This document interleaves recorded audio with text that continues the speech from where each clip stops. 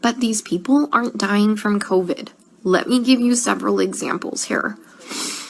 An anesthesiologist intubated the patient's, like, I think it was right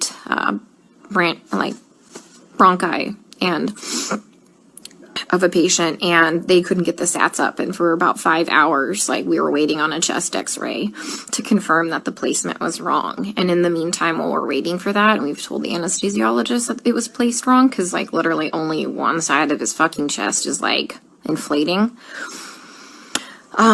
he dies. Okay? A patient had a heart rate of 40, and the resident started doing chest compressions on him, which is not what you do. You just externally pace them, or you give him some atropine. And then, I run in there to stop him from doing chest compressions on somebody with a fucking pulse. And then he decides to push epi. He throws some pads on him to defibrillate the guy in bradycardia. Okay, he has a heart rate of 40 and a stable, bradycardic rhythm. We just need to give him some atropine and pace him. He fucking defibrillates him and kills him. And I was literally ran out of the patient's room to get the director of nursing who was standing out there. And I'm like, can you stop him? He's going to kill that patient. He's going to kill that patient if he defibrillates him with bradycardia and a heart rate of 40. And the director of nursing just shook his head. And I turned around and he killed the dude. Okay? There was a nurse who placed an NG tube into some guy's lungs and filled his lungs with tube feeding. There was a nurse who confused a long-acting insulin with a short-acting insulin and gave 30 units of a fast-acting insulin and killed the guy.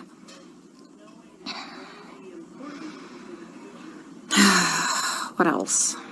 Other stuff have I seen? Yeah. It's just here they're just gonna let them rot on the vent. They're medically mismanaging these patients. And I'm not a doctor, guys. I'm not professing to be a doctor by any means. But there's, like I said, basic standards of care that we have to do. When somebody's low on blood, literally on the brink of a critical low blood level, we should replace the blood. But I asked the residents, and they're like, does he have internal bleeding? And I said, no. Then they're like, well, then we're not replacing the blood. Well, here's the thing. In these COVID patients, they all eventually need a blood transfusion. Their blood, if you don't have enough blood to actually oxygenate your body, the vent settings don't fucking matter, okay? They don't matter because you have no oxygen carrying capacity of your blood, okay? I told you about the patient where all that purulent drainage just kept seeping into his lungs because the ET tube cuff was leaking and nobody has a fucking manometer here to check the pressures. And I finally figured that out. And I kept saying, hey, you know what? His white blood cell count is steadily we're having a problem with it. Do you want to start some antibiotics? No. Well, does he have a fever? And I said, no, he doesn't have a fever. They didn't want to start antibiotics. Day shift nurse finally got a chest x-ray. He has full-blown pneumonia now. I've been telling them this for a while, but because he didn't have a fever, they didn't want to give him antibiotics. We have a nurse who, fell asleep at the fucking nurse's station while we were all in rooms, and her norepinephrine ran out, and the guy had no fucking blood pressure and didn't perfuse his brain, and I'm pretty sure he's brain dead. That same nurse is now running a CRRT machine, a dialysis-like machine, that she has never done before. She said she'll figure it out. Okay? I'm pretty fucking smart, and I figure a lot of shit out, but I would never attempt to try and figure out a CRRT machine on the fly. We are adequately staffed. There's a shit ton of staff in there, and we have a nurse who does CRRT in there. She has a different patient load. We told them, hey, let's just swap these nurses so the one that knows how to work this machine can work this machine, but they didn't want to do that. So I'm pretty sure that patient will be dead here in a couple hours. And this is why I freaked the fuck out yesterday. Because nobody is listening. They don't care what is happening to these people. They don't. I'm literally coming here every day and watching them kill them. Like, literally, some of these people are just on sedation to keep them on the vents. Nothing else. I have a lady on a tranq on a vent, and she's not even fucking cognizant. She's not even on sedation. You know what we give her every day? We give her breathing treatments, albuterol, and she gets insulin. And that's it. That's it. We're not treating the COVID, guys.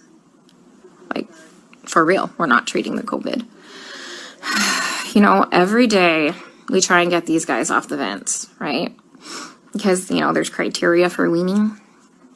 Every day, the day shift nurse will wean them down, like, to, like, minimum sedation. Every night, we come in and we get the same 2 residents, and they fucking max out all the sedation again and undo all the work from the day shift. Then the day shift attendant will come in and they'll all do rounds, and they'll be like, he wasn't synchronizing with the vent. So we had to turn all the sedation on. And I'm like, he wasn't synchronizing with the vent because it's in the wrong vent mode.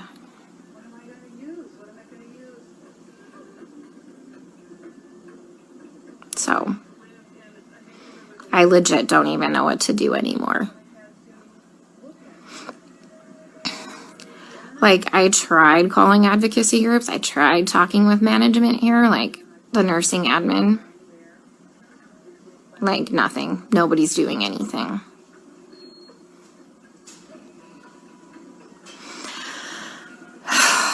We still have 100% mortality rate in the ICU unit. I just left. But, I mean, they're living longer because we have, like, legit ICU nurses there. So, CDC finally, like, not the CDC, FDA approved yesterday the remdesivir study. Like, to start using remdesivir for COVID patients.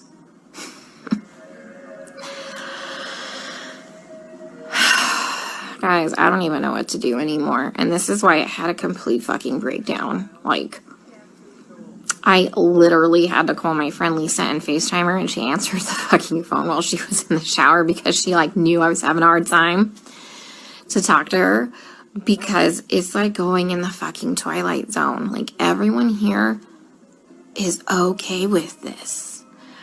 Look, the only way I can kind of put this into context for everybody is, and this is going to be kind of an extreme example, this is like really the only thing I can come up with, is like if we were in Nazi Germany and they were like taking the Jews to go put them in a gas chamber, I'm the one like there saying, hey, this is not good, this is bad, this is wrong, we should not be doing this. And then everyone tells me, hang in there, you're doing a great job, you can't save everybody, you're amazing, you're a great nurse. Guys, I know I'm a fucking good nurse. I know I go in there and I give it 500% every day. I know I'm not being negligent. Okay, I fucking know that. What I need is someone to help me save these people from being killed. Okay, from gross negligence and complete medical mismanagement. And no one is listening to me.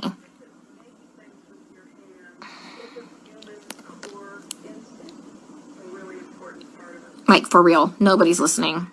Like, I legit don't know what to do anymore.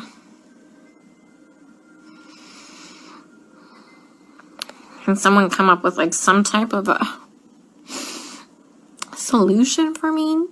Because I'm kind of out of ideas.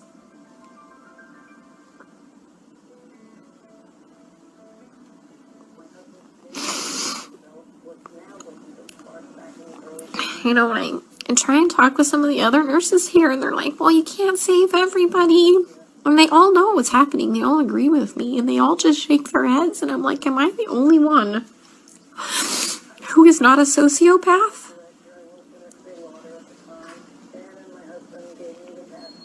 To think that this is okay?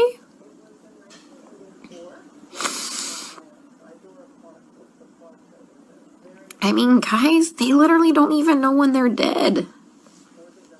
Like, how many times have I told you they've assigned me a dead person? Like, how long have they been dead? Nobody knows. Like, how is anybody assessing anything without a stethoscope? Normally we have, like, those disposable stethoscopes. But I knew what we were coming into, so I brought my old junky one. Nobody has listened to anybody's lungs as long as I've been here. Even with disposable stethoscopes.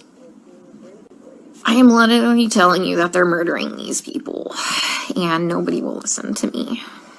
I mean, like I said, I'm not a doctor, but I'm pretty sure that when you defibrillate somebody with a heartbeat of 40 in a stable rhythm, and you kill them, that's murder. And I'm pretty sure that when you put somebody's PEEP up to like 25 and PEEP doesn't go past, I think, like 15, 20, and you blow their lungs out and they die, I'm pretty sure that's murder. You know, I mean, I've just watched a doctor drop a central line and fucking rupture like the subclavian like vein, and the guy fucking bled to death.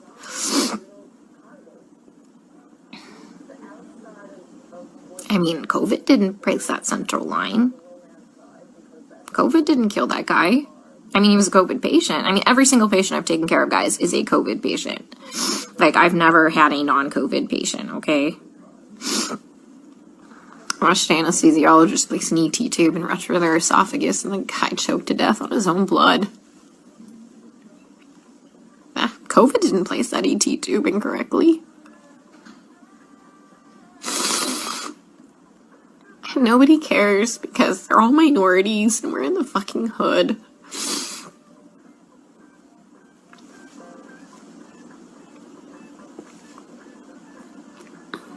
You know, and that's just not okay.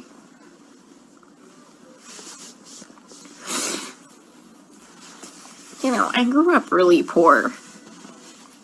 And so I know what it's like to be, like, completely forgotten and for nobody to advocate for you. I'm sitting in the vending machine room because it's nice and cool. I'm in between units right now, so they haven't realized I'm gone. I figured I'd have a mini meltdown and then get my shit together because I've never been to the other unit. Mind you, I've been on this unit the whole time, and whatever, I'm flexible. But once again, you know, I talked to admin. Next day I got moved. That's what happened to the other hospital. They don't care what's happening to these people. And I just have to keep watching them die. And alright guys, I'm going to the new unit. Let's see how they kill them there, okay? Stay safe. Stay out of NYC for your healthcare.